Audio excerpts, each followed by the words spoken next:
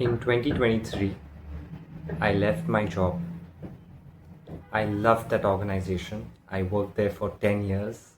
The mission of the organization and what I wanted to do in my life was strongly aligned. I feel, you know, why that happened is because in 2022, I became a father, and I had never imagined myself, what that experience would have been like and what I'll feel. And I strongly felt a sense to be present, more present for my wife, for my child, because the early years are really, really important, and I wanted to be there as much as I can.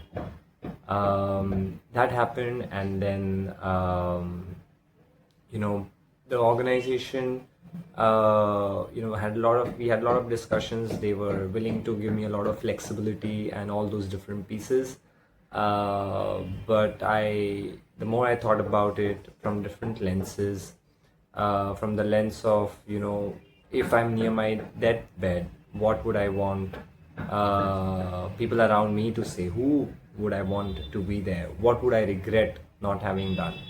Right. So these questions, when I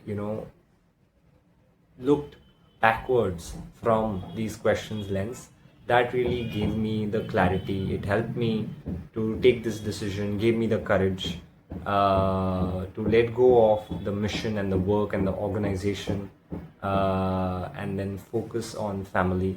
Of course, there were other factors which helped, but the biggest thing which helped me, which gave me the courage to act on this, was thinking from the lens of my deathbed, where I will cease to exist. That lens helped, and then right now I feel at peace with myself.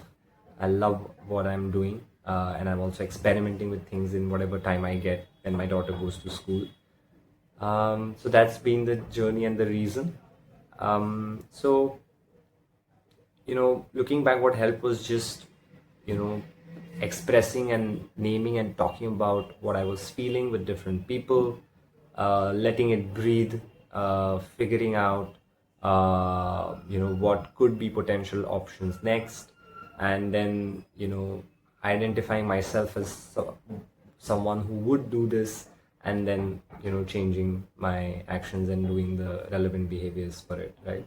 So if there's something you feel slightly misaligned about, maybe take some time off, sit with it, think of it from different lenses: the backward lens, the funeral lens, the regret lens, and see what comes up. And I believe that that will give you the clarity, courage, and confidence.